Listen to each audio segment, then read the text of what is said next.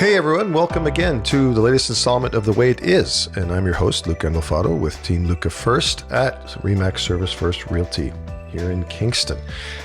Fortunate again today to have a very distinguished guest, Mr. David Lapp. He's got more letters after his name than I dare say some pharmacies have in certain drugs that are administered. I won't read the entire bio, David, because that might take up most of the podcast. But needless to say, you have a long and tenured career. David is a professional engineer. He graduated with a Bachelor of Applied Science in Geological Engineering from U of T back in 1978. I am going to get to a couple of excerpts that are pertinent to our call today. Between 2007 and 2015, you served as a secretary for the World Federation of Engineering Organizations Committee on Engineering and the Environment for Engineers Canada, focusing on climate change, environment, sustainability, and infrastructure issues at the international level.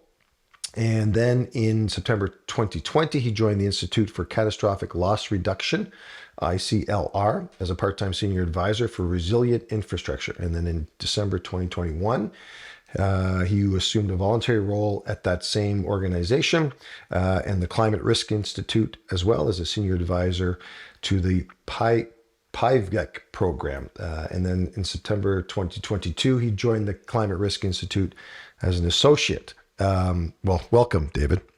Thank you. Thank you very much. Well, and the reason you're here is I came across an article in the Globe and Mail some time ago, and I always forget which. You get these feeds sometimes, and sometimes they catch your eye and sometimes they don't. But it was certainly an article, I guess, regarding that you contributed on, or at least were called upon to provide some insight and some context in terms of climate change and building codes. And of course, obviously, that fits right into my world and the world around us.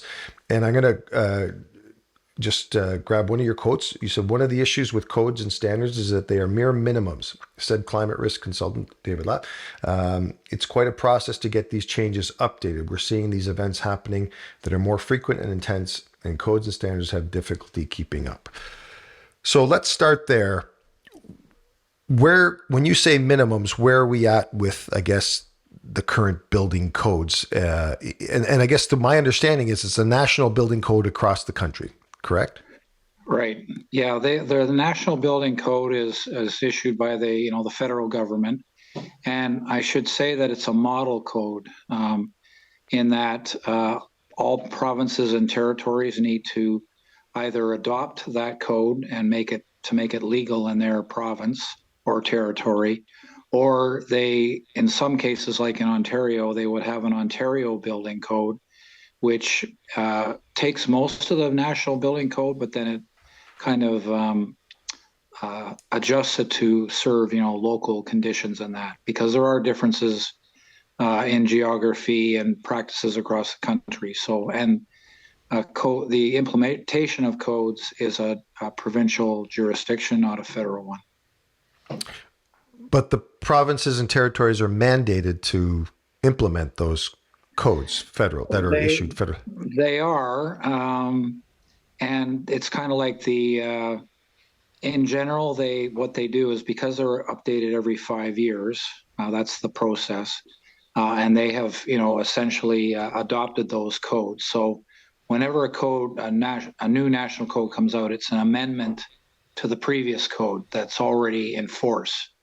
But it is a decision taken by the province or the territory to, essentially say, okay, now we have the 2020 code, so we are now, mandating that for folks to follow, in our jurisdiction.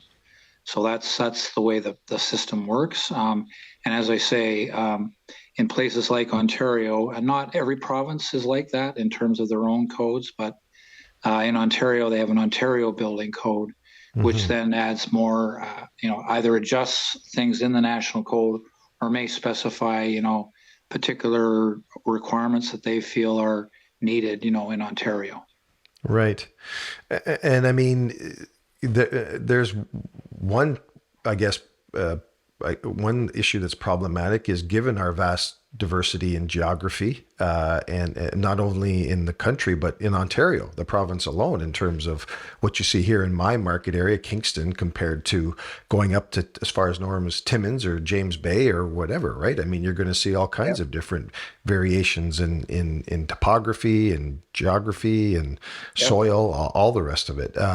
Yes. So obviously climate change, well, there are those naysayers. We will ignore them for now, but I think we all agree, those that are reasonable thinking people, that it's a thing. That this influx or frequency of weather events, as they're calling them now, are certainly more frequent. I messaged a very good dear friend of mine who's an insurance broker, and I said, "Do you got the stats just quickly?" And so in January of 2023, the Insurance Bureau of Canada issued the statement that was $3.1 billion in losses due to weather events in Right. 2022.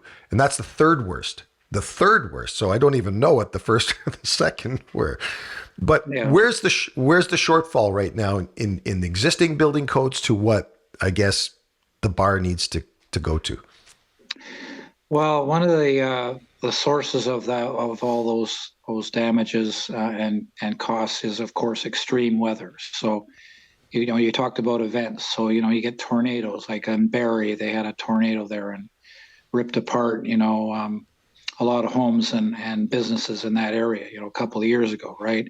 And Mm-hmm. there's been lots of flooding events, in Ontario, which have obviously inundated homes and caused like things like sewer backups and that sort of thing. So it's trying to get codes that in terms of like homes that builders will adhere to try to minimize the impact of those kinds of events. And therefore would result in lower payouts by the insurance companies, of course, Mm-hmm. and also reduce costs for the owners. So if you make certain upgrades to your home, then your insurance, your home insurance drops. At least a little bit. To recognize that you've taken measures to essentially climate adjust your home to account for some of these climate events. And there's even things like earthquake insurance. You can buy and insure, like there's not a lot of earthquakes in Ontario that are Mm-hmm. damaging, but that is insurance that is available. I remember looking into it myself a few years ago up here in Ottawa, and I think it was going to cost me about $300 a year for that Mm-hmm. coverage. I decided not to do it because I kind of know a little bit about that area, and that the chances are that an earthquake happening in Ottawa that would result in damage is Mm-hmm. hopefully unlikely in my Yeah. lifetime and the time Yeah. I have my house, that sort of thing. But yeah, I mean, and by the way, those 3.1 million or $1 billion is in insured losses. That is not to say, there's more than that in uninsured losses, right? So, Mm-hmm. so Mm-hmm. these are staggering numbers, and they do relate to the fact that we are getting, as you were saying, we're getting more frequent events, events happening in areas that haven't happened before. And it's climate related. It's Mm-hmm. pretty clear that we're getting, for example, tornadoes. We're getting more tornadoes in Ontario. Mm-hmm. Getting them up. We had them up in Ottawa about 4 or 5 years ago. A lot of Yep. damage out in the western end of Ottawa. Yep. Houses, and it's so random too. I saw some pictures where houses on either side of an untouched house were completely destroyed, and then this one house in the middle is like, Yeah. well, it's a kind of a bit of taking your chances, but it's really has to do with part of it is the building, of course, and trying to at least reduce the impact, if not eliminate the impact. And homeowners can do that themselves in some ways, and especially with houses that you already have that exist. Of course, your house and the institute that I work with, the Catastrophic Loss Reduction, has actually a series of booklets on its website, and I would recommend homeowners consult those booklets to see what measures they can take to, reduce the potential impact, particularly things like sewer backup, Mm-hmm. where, you can get your basement flooded, right? And there are Mm-hmm. measures you can take for that. And again, on that website, I'll just plug it as iclr.org.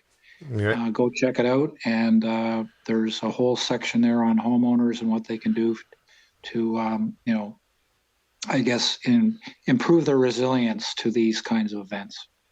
No, a really good point, and that was the point. One of the points I was going to get to, because these building code changes, of course, affect just that small segment of the new construction, right? Which is, I mean, I don't know what the percentage would be, but I'm going to guess it's not huge in terms of the number, because all we hear about every day, of course, is the housing shortage, and that there aren't enough houses being built. So I know the number's not great, but so it's good to hear that about existing homeowners, because I bought a home in an older area. I think my home was built in probably the late 50s, early 60s, and right. So that's a great tip for those that want to, because the one I think you're referring to is this backflow prevention system, right? Yes, exactly. Yeah. Yeah, which I know the municipality of Kingston offers a bit of I think a rebate or some kind of reimbursement if you go Incentive, yeah. ahead and get it installed. Yeah. And I know clients that have had that done actually. Has there been, I guess, sitting on the committees that you sit and making the recommendations that you make, is there pushback? Is there political pushback from either the builders associations or from the powers that be about these changes, or what are you witnessing? I would say, it might, pushback might be a really a strong word, but I would say certainly challenge.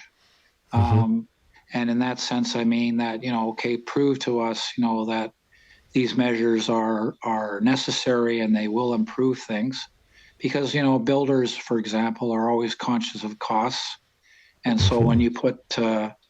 you put additional requirements in the codes, to, an example would be, I know one that the ICLR was looking at trying to recommend was, when you're nailing uh, sheets of plywood, for roofs, Mm-hmm.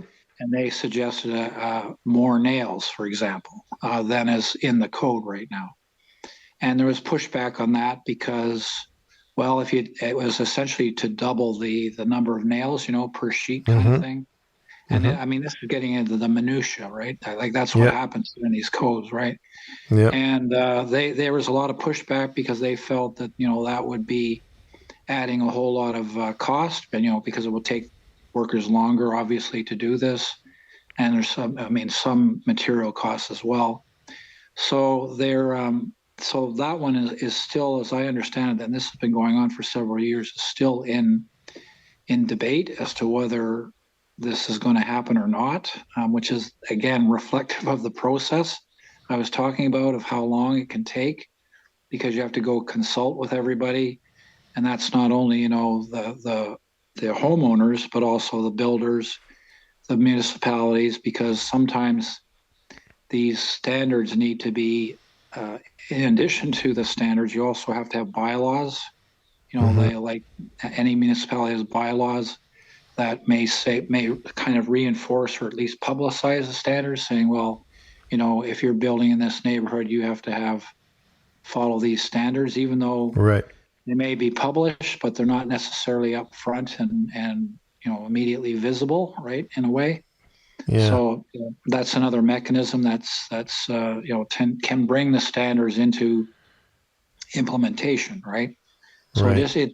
there's a number of different mechanisms, and of course, standards, as I was saying, was a minimum. So and certainly as an engineer, not so much on homes, because engineers are not necessarily involved in the design and approval of an individual home. We're more Right. into the infrastructure of a municipality, but Yeah. it's up to the engineer to decide, are those minimums sufficient for the situation at hand and the information and data that I have. And a lot of cases, it should be more than the minimum, but sometimes, the builder will say, well, no, I'm trying to keep my costs to the least I can. And as long as I follow the minimums, I'm complying with the law, and that's it. The kind of end of Right. story kind of thing, right? Yeah. So that's why the long term you want to try to improve these codes and standards because they are based, on older climate information, and so Hmm. you're always trying to do an update on that. And then, of course, with climate change now, and we know the climate is going to change in terms of its severity and all that going forward. And there's science around how to predict that, which is not 100% yet. Hmm. So there's kind of that, people are in the middle of all this trying to reconcile. Okay, well, we know it's going to change, but we don't know exactly how much, and so we don't know how to reflect that necessarily in the codes per se. And saying, it must be this number. So Right. they might say, the codes are right now that are coming out are saying, well, climate is changing, you should consider it, but they're not giving like, this is the number necessarily, Right. right? So that's the kind of situation that we're in right now, which again then says, well, it's just a slow process. It's just the nature of the beast. Yeah. It just takes time. Well, and uh, uh, home builders with their increased costs, whatever those might be, at the end of the day, those are going to get passed down to the consumer anyway, more often than not.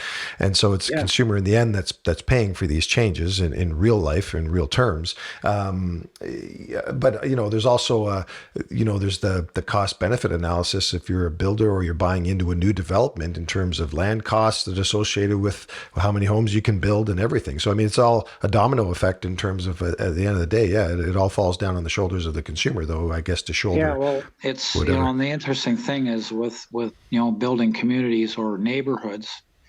It isn't just the house, and what the house is involved. It's just the whole development itself. So, for example, things like managing the stormwater, Correct. Yeah. and that sort of thing. Like, there's more to this than just the building. It's like your connections to the city systems. How you design your roads, for example, around it for maybe conveying some of the water. Maybe have a pond, that can Mm-hmm. handle floods, locally. Yep. I Yep. know, in some cases I've heard of, like, if you have a new school, sometimes they'll actually build a soccer field, like not at ground level, but have it's kind of dipped down, a bit, so that Right. again, when the water flow gets too much, then that can become kind of a temporary holding Yep. place. So there's lots of like techniques, I think, that and practices that are they're not necessarily completely widespread, but there's certainly strategies involved. And so part of this whole underlying thing of this is, education and making builders and engineers and taxpayers, knowledgeable about, hey, there are things you can do, to mitigate some of these impacts of climate. And they relate to the house, but they also relate to, how you design and plan Mm-hmm. out your neighborhood. Yeah, well, and we have a couple of developments here that have those retention ponds that you speak of, for exactly that reason, right? And then we do, all of course the stormwater systems that exist as well. One thing, because building codes certainly, I mean, for the length of time I've been selling real estate, which is pretty close to as long as you've been an engineer and doing what you're longer tenured than I am. So, but look from where we started to where we've come in terms of, the last decade was all about energy, the Energy Star accreditation, the sustainability, the LEED programs, all of that. So certainly there's been improvement, but here's a question as an engineer. Has that compromised given that the focus was more on sustainability and being green as opposed to, I'm talking about like the meat and potatoes of a home, like, should they be frame housing anymore? Should we look at different styles of construction now? I mean, how do you square those things? Yeah, well, I mean, I think that's what makes it both challenging and one might say interesting, is that there are these options are available, and you need to for housing, I mean, part of the half of the equation is, making reducing energy costs for a home, for example. So you want to insulate better and that sort of thing, right? So there's dollars saved, right, and that sort of thing. On the other hand, like I've been hearing things like, um, you make a home airtight, so that it doesn't, and you have these, you might have special glass, for let the Hmm. sunlight in, so it's great for the heating side. But then, in the summertime, you're left with this airtight house with the sun coming in, which means you have to increase your air conditioning, right? Right. So Right. it's kind of like, and of course, with everything going towards getting warmer, right, and shorter, not as cold temperatures and longer summers and higher temperatures and heat waves, you start to wonder, well, is making a house airtight, and the net of it all, is that necessarily the right strategy, right, in terms of, Hmm. again, for a homeowner or the construction itself, as like you say, cost benefit, right? So Hmm. that's sort of from an energy perspective. And then also, I think, just in terms of things like, the resilience of the home to extreme weather, high winds. We had I think you must have experienced this as well in Kingston. We had a Derico. I never heard of that one before, but last May, Hmm. you may have heard of or recall, there was this wave of like super high wind, not a lot of rain, but just massive Yeah. winds. And I remember our house, half the roof got torn off, Right. not Yeah. down to the plywood, right? And in our Hmm. neighborhood, we had trees falling over on houses and all that. So, those are the kinds of things, like, we never seen that before, but it happened, right? Hmm. So that's kind of lessons to be learned in terms of, certainly for new construction. And then I think, again, I go back to, we have a huge existing housing stock that's in various ages and stages Hmm. of repair. And I think part of the codes really need to look at that. And they're really missing that point, on existing housing. Somehow we need to bring in some measures that enable us to improve the resiliency of our existing houses. Yeah, well, one of the thoughts that came to mind when you mentioned, the extra nails in roof sheathing, and I was going like, I don't know, does extra nails really stop a tornado from taking your roof off or from taking your house down? Well, it's I not, mean, it's not the like the panacea, but it's another strategy, right? Of course, there's other things, like they have another strategy called tie down straps, I guess, which ties your roof into the right. frame of like that. Okay. And so that's something. And just to give you an example of new versus existing, well, if you put them in when you're building the home, then they're like, they're in maybe a couple $100, right? Now, if you want to put them in, after your home is, it's a much bigger deal because you've already got everything is all settled, right, and all that. But it can be done. It just will cost more money to do it, and it's a bit more hassle. But nevertheless, the principle there, and that's been, again, another one that's had some difficulties getting through the system of, because again, they go, well, it's going to cost money, and Yeah. we're so sensitive to the consumer and the costs we're paying for housing. So it's, but you got to look at it, I think, over like, it's not just the construction of the house, it's the maintenance of the house. It's just like any infrastructure. Hmm. It's not just building the cheapest thing and then hoping it'll Yeah. last. You've got to maintain it, and you want to design it so that there's a kind of a sweet spot between resiliency and good maintenance, right? So, and you Hmm. need you need Hmm. both to have that thing last for as long as it needs to last, right? Yes. Well, and I have to think that the advancements in technology are helping to bridge that gap, Absolutely. right? Yeah. Yeah, So, absolutely. yeah, I mean, because, and one of the thoughts that came to mind when I talked about, different types of construction styles, I mean, because obviously frame houses in an area that's prone to high winds and everything, I think to this new technology or these 3D homes, right? This Mhm. 3D places that are just all made out of concrete from stem to Yep. stern, right? Yeah, I mean, absolutely. Yeah. Yep. No different than an Absolutely. ICF home, for instance, right? Which would be essentially, I think, more durable or certainly structurally stronger than frame. Yes, That's just, absolutely. Totally, yeah, yeah. So it's again, something that you got to look at.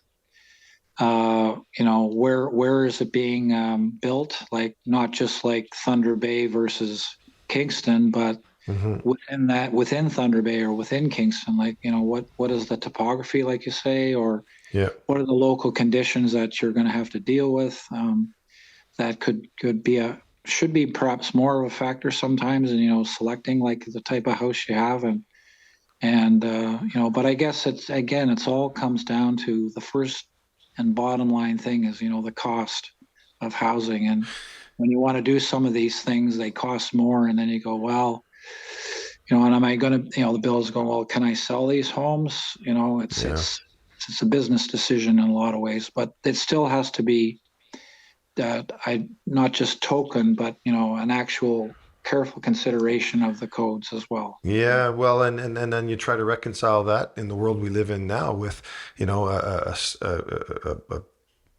glaring housing shortage, the need to build more houses as quickly as possible, the need to build them at an affordable level, right, to allow the largest number of people to be able to inhabit them or occupy them and purchase Yeah. them. So, yeah, I mean, I don't even that gives me a headache just thinking about sitting on a committee like that and trying to trying to Well, get it's all a those lot of variables. there's a lot of competing interests, but I think one of the good things about all of this is that in the end we come out with something that's solid. It's well considered from every angle, and so whenever when you see a code that's there, it's there. It isn't just some flippant process that says, oh yeah, we just want to check the box off here. It's had a lot of scrutiny, and in some ways it's a compromise in that you can't sort of achieve one objective without with to the extent to, or I guess to the detriment of everything else. You've got to come up with the right balance, Right. the best, one might say, sweet spot, Yeah. that enables things to happen, but is done as safe. And that's the other thing too about codes, is they are designed to assure safety, right? So Yes. Yeah. first and foremost, it's safety. It's not about economy. Um, Hmm. Economy is kind of like your second step, and that's dictated by the marketplace and practices and, like you say, Hmm. technology and all that, right?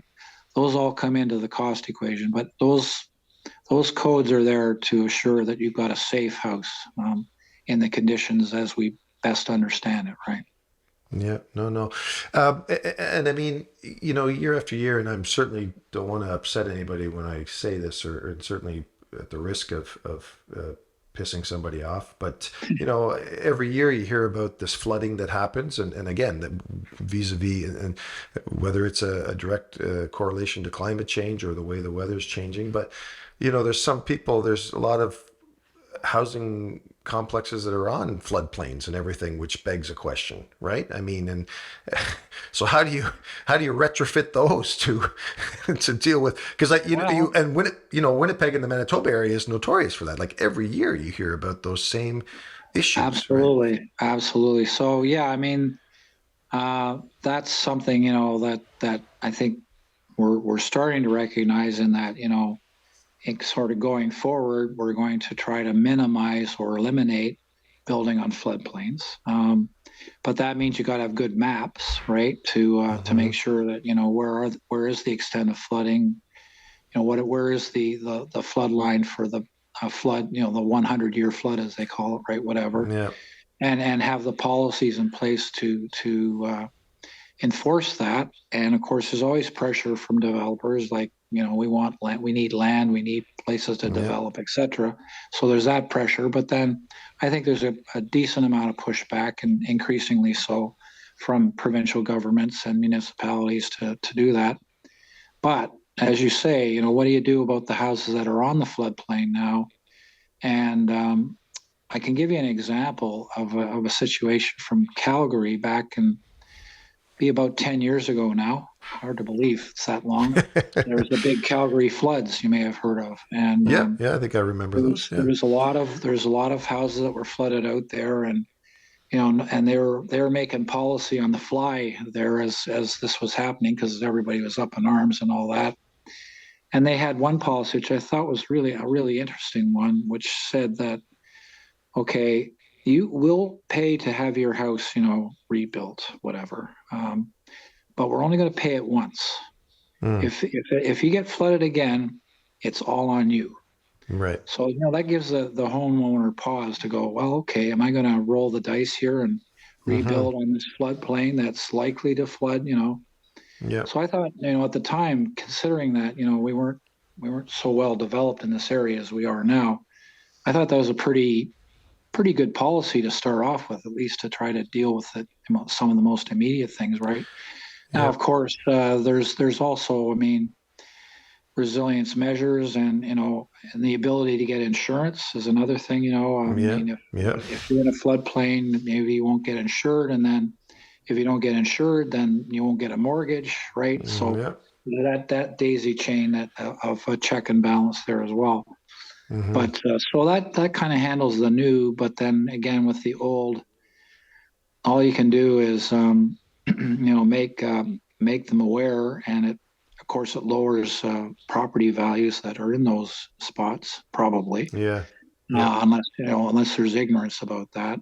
But yeah, it's not a again it's the existing housing stock issue, right? And there's a Yeah. situation where how can we deal with this kind of systematically going forward so that the impact is reducing or reduced, right, over time.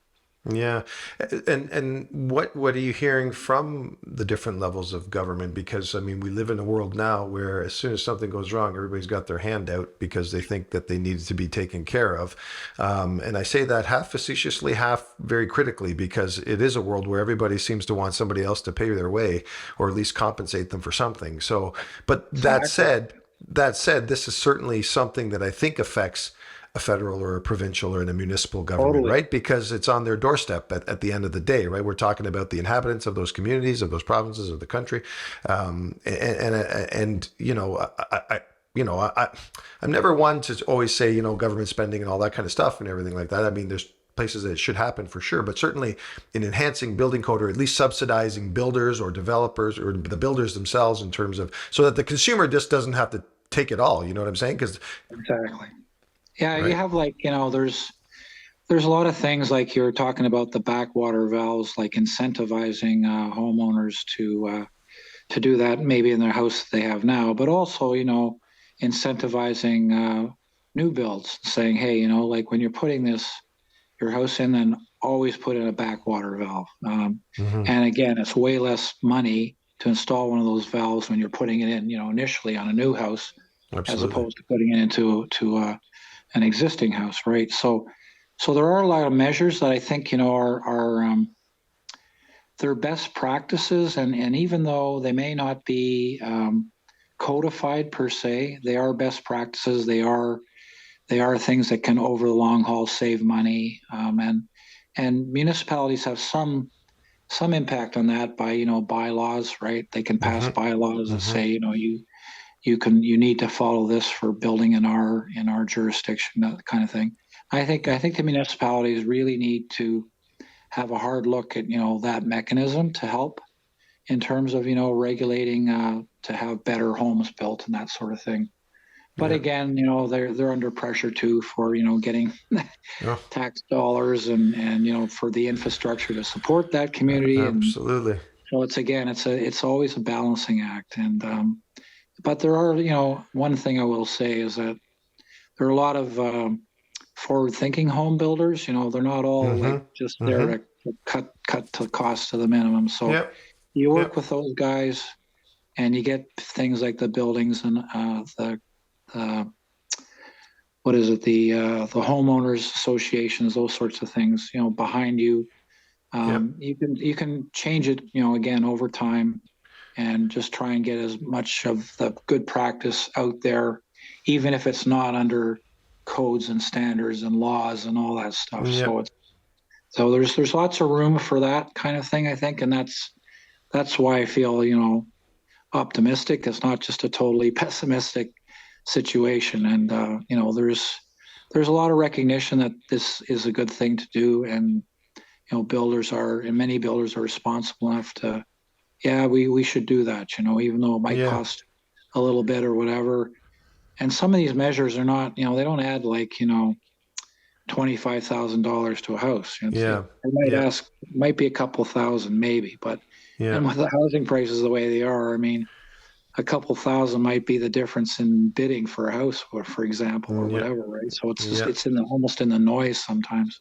Yeah, no. And you know what? We're fortunate in Kingston. I think we have, some good builders that are sort of on the cusp, or at least ahead of the curve. You know what I'm saying? And embracing technology, embracing sort of, the way of the world, and sort of looking forward. So, well, you know what? I really appreciate your time. I'm just noticing we could probably be talking for another hour, I'm going to guess, about this, but we may lose a lot of listeners. I don't know, you and I would enjoy it, but but you know what? I really appreciate your time. We'll leave it on that optimistic, positive note. Absolutely. And good luck with all the rest of your endeavors, David. I really appreciate you having on the podcast. Well, thanks for reaching out. It was a pleasure to talk to you. All right. Have a good day. You too.